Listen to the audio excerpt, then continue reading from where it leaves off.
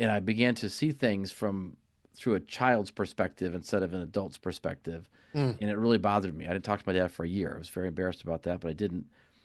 But by the time I got to see him as a person and understand where he was coming from, I kind of understood a little bit better, what happened Yep. years earlier.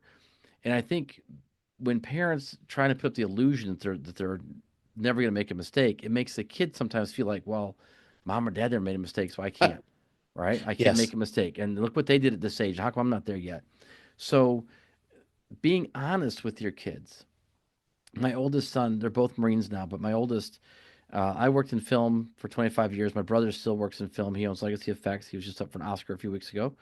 Um, and he went out to California at 17. I got into film at, I think, 24. And my oldest was like, "What am I doing? Like, you guys have done all this stuff and you were this old and you lived on your own." And I said, "Liam, the cost of living wasn't like it is today. I mean, my Mm. first apartment was only like $500. Okay. And, it was in Georgia, so it wasn't that much. And I had a roommate, so it was even better. Where if you want an apartment now, it's like 2,500. What are you going to do? Yeah.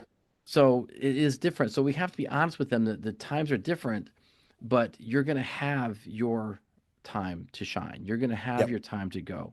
So being honest also with communication is having those real conversations. Say, listen, it's a different time.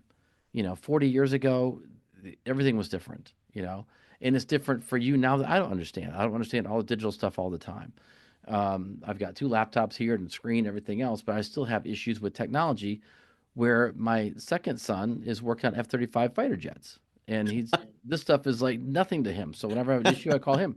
So we have to be Wow. honest with each other and say, listen, this is where I'm at. This is what I need. And we have to teach our kids that same ability to say, here's where I'm at. Here's what I need.